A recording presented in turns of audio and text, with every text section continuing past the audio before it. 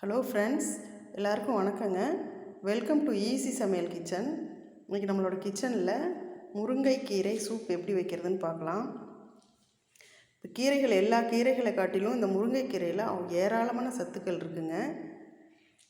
இதில் பார்த்திங்கன்னா vitamin A சத்து இருக்குது, கால்சியம் சத்து இருக்குது, அதே மாதிரி நம்மளோட பிளட்டில் ஹீமோக்ளோபினை இன்க்ரீஸ் பண்ணக்கூடிய சத்துக்கள் இருக்குது.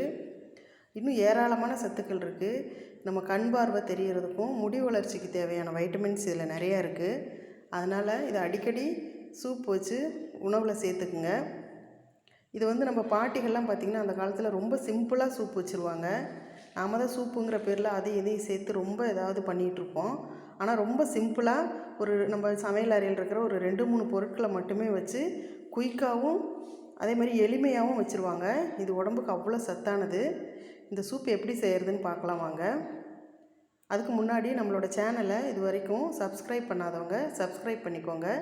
பக்கத்தில் இருக்கிற பெல் பட்டனை கிளிக் பண்ண மறந்துடாதீங்க. அப்போ தான் நான் அப்பப்போ போடுற வீடியோஸ் உங்களுக்கு கிடைக்கும். வாங்க முருங்கைக்கீரை சூப் எப்படி வைக்கிறதுன்னு பார்க்கலாம். நாம் இப்போ இந்த முருங்கைக்கீரை சூப் செய்கிறதுக்கு தேவையான பொருள்கள் என்னென்னு பார்த்துடலாம். நான் ஒரு 3 கைப்பிடி அளவுக்கு முருங்கைக்கீரை எடுத்து வச்சுருக்கிறேன். 4 பேருக்கு தேவையான சூப் வைக்கிறதுக்கான பொருள்கள் இவையெல்லாம். ஒரு 3 கைப்பிடி அளவுக்கு முருங்கைக்கீரை எடுத்து வச்சுருக்கிறேன். ஒரு பெரிய சைஸ் வெங்காயம் இந்த மாதிரி பொடியாக கட் பண்ணி வச்சுருக்கிறேன். பெரிய வெங்காயம் கட் பண்ணி வச்சுருக்கிறேன். சூப்புக்கெல்லாம் எப்போயுமே பெரிய வெங்காயம் போட்டிங்கன்னா நல்லாயிருக்கும் சின்ன வெங்காயம் போடுறத விட. சின்ன வெங்காயத்தில் ஒரு காரல் தன்மை இருக்கும். அது சூப்புக்கு போட்டோம்னா சூப் ரொம்ப காரல் அடிக்கிற மாதிரி இருக்கும். அதனால் சூப்புக்கெல்லாம் பெரிய வெங்காயம் யூஸ் பண்ணிக்கிறது நல்லது. ஒரு 2 பச்சை மிளகாய் இந்த மாதிரி பொடியாக கட் பண்ணி வச்சுருக்கிறேன். ஒரு 2 ஸ்பூன் அளவுக்கு பாசி பருப்பு எடுத்து வச்சுருக்கிறேன். அதாவது சிறு பருப்புன்னு சொல்லுவோம்ல, பாசி பயிர் இல்லை, பாசி பருப்பு, உடைச்ச பருப்பு எடுத்து வச்சுருக்கிறேன். நம்ம எதுக்கு இந்த பாசி பருப்பு சேர்க்குறோன்னா, இந்த சூப் கொஞ்சம் திக்காக இருக்கும். இந்த பாசி பருப்பில் இருக்கிற புரோட்டீன் நம்ம உடலுக்கு ரொம்ப சத்தாகவும் இருக்கும். அதுக்காக ஒரு முருங்கைக்கீரையில் இந்த தண்ணி மாதிரி இருக்கும் சூப்பு. அதனால் கொஞ்சம் எந்த சூப் வச்சாலுமே கொஞ்சம் பாசி பருப்பு சேர்த்தோம்னா கொஞ்சம் திக்னஸ் கொடுக்கும். அதுக்காக ஒரு 2 ஸ்பூன் அளவுக்கு எடுத்து வச்சுருக்கிறேன். ஒரு 1/4 டீஸ்பூன் அளவுக்கு சீரகம் எடுத்து வச்சுருக்கிறேன். ஒரு 1/4 டீஸ்பூன் அளவுக்கு மஞ்சள் தூள் எடுத்து வச்சுருக்கிறேன். ஒரு 1/4 ஸ்பூன் அளவுக்கு மிளகு எடுத்து வச்சுருக்கிறேன். ஒரே ஒரு தக்காளி பொடியாக கட் பண்ணி வச்சுருக்கிறேன். ஒரு 4-5 பல் பூண்டு தட்டி வச்சுருக்கேன் இந்த மாதிரி. அப்புறம் தாளிக்கிறதுக்கு எண்ணெய், கடுகு, இவ்வளோ தான் இதுக்கு தேவையான பொருட்கள். வாங்க இந்த சூப் எப்படி வைக்கிறதுன்னு பார்க்கலாம். இப்போ நாம் ஸ்டவ் ஆன் பண்ணி ஒரு கடாய் வச்சுக்கலாம். இந்த மாதிரி ஒரு பெரிய பாத்திரமாக வைக்கிறேன்.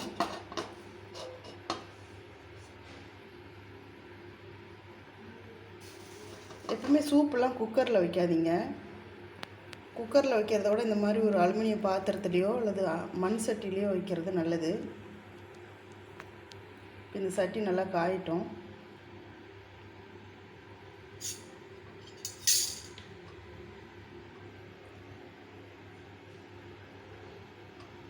இப்போ நான் இந்த மாதிரி ஒரு குழிக்கரண்டியில் 1/2 கரண்டி அளவுக்கு கடலெண்ணெய் எடுத்திருக்கேன். நீங்கள் எந்த எண்ணெய் வேணாலும் யூஸ் பண்ணிக்கோங்க. ரிஃபைண்ட் ஆயில் மட்டும் யூஸ் பண்ணாதீங்க. எண்ணெய் நல்லா காயட்டும்.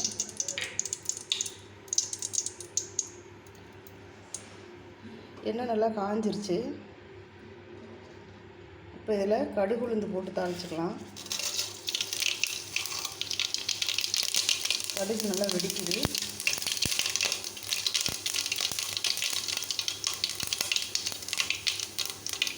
இப்போ நான் இந்த மாதிரி பெரிய வெங்காயம் ஒரு வெங்காயம் கட் பண்ணி வச்சுருக்கிறேன். அதை இதோட சேர்த்துக்கலாம்.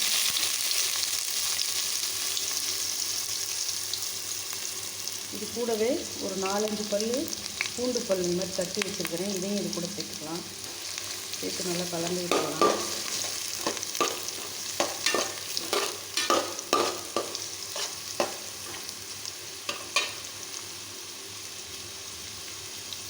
ஒரு 2 பச்சை மிளகாய் இந்த மாதிரி பொடியாக கட் பண்ணி வச்சுருக்கிறேன். இதையும் இது கூட சேர்த்துக்கலாம்.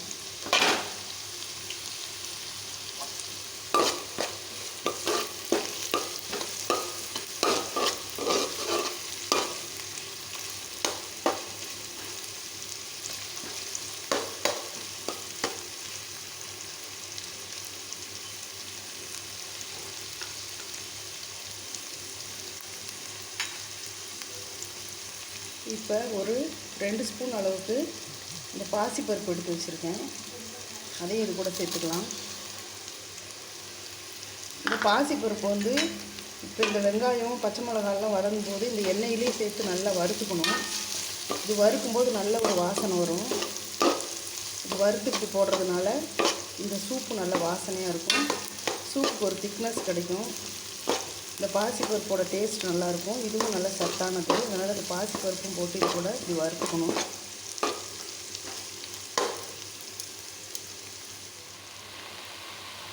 இந்த கீரை நல்லா வணங்கிடுச்சு. இப்போ இது கூட நான் ஒரு 1.25 லிட்டர் அளவுக்கு தண்ணி சேர்க்குறேன். நான் வந்து 4 பேருக்கு சூப் செய்ய போகிறேன். அதனால் இப்போ நம்ம ஒரு 1.25 லிட்டர் வச்சோம்னா தான் இது வெந்து வரும்போது, இந்த கீரை நல்லா கொதித்து வெந்து வரும்போது இந்த தண்ணி குறைஞ்சிரும். அப்போ நமக்கு 1 லிட்டர் ஆகிடும், சரியாக இருக்கும். சேர்த்து கூட வச்சுக்கலாம் நீங்கள். இப்போ நல்லா இந்த கீரையோடு சேர்ந்து நல்லா வேகட்டும். இந்த கீரை, பருப்பு, தக்காளி, வெங்காயம்லாம் நல்லா கொதித்து வேகட்டும். உப்பு வந்து இப்போ சேர்க்கக்கூடாது, இது கொஞ்சம் வெந்ததுக்கப்புறம் சேர்க்கணும். ஒரு 10 நிமிஷம் மூடி வச்சிடலாம், வேகட்டும்.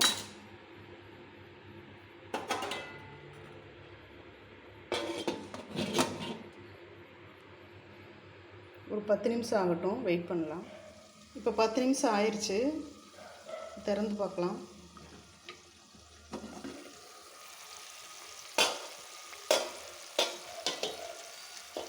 பாருங்கள், நல்லா கொதித்து வெந்துக்கிட்டு இருக்குது சூப்பு.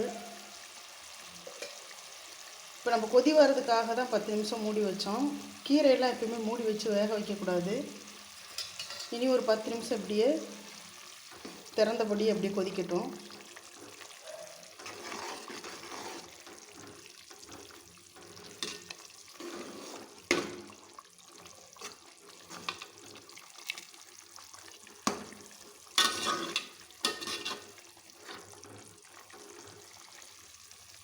இப்போ மூடி வச்சு 10 நிமிஷம் வேக விட்டோம். இப்போ இன்னும் ஒரு 10 நிமிஷம் இப்படி திறந்தபடியே கொதிக்கட்டும்.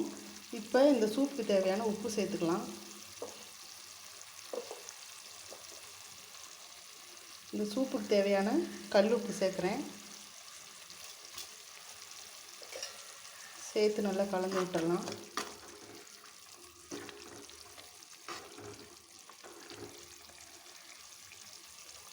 இன்னும் ஒரு 10 நிமிஷம் கொதிச்சதுன்னா சூப் ரெடி ஆயிரும். கொதிக்கட்டும், வெயிட் பண்ணுவோம். இப்போ திரும்ப ஒரு 10 நிமிஷம் ஆயிடுச்சு. இப்போ மூடி வச்சு ஒரு 10 நிமிஷம், மூடி திறந்ததுக்கப்புறம் ஒரு 10 நிமிஷம்னா 20 நிமிஷம் ஆயிடுச்சு. இப்போ நல்லா சூப்பு கொதிச்சிருச்சு. கீரையெல்லாம் வெந்து, கீரை, பருப்பு இதெல்லாம் வெந்து நல்லா அந்த சாரெல்லாம் இறங்கி சூப் ரெடி ஆயிடுச்சு. போதும், அவ்வளோதான். ஒரு 20 நிமிஷம் வெந்ததுனாவே போதும். இந்த கீரையில் உள்ள சத்துக்கள் எல்லாம் இறங்கிடும் சூப்பில்.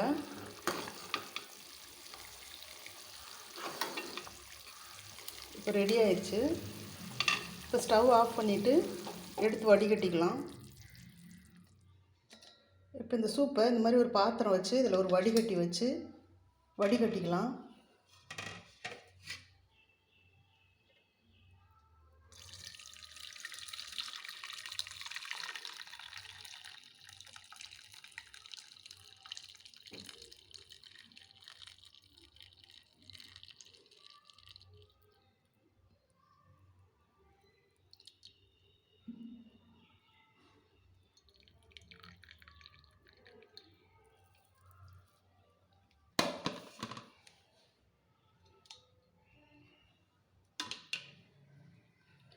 அவ்வளோதாங்க, முருங்கைக்கீரை சூப் ரெடி ஆயிடுச்சு. இப்போ இது குடிக்கிறதுக்கு தயாராக இருக்குது.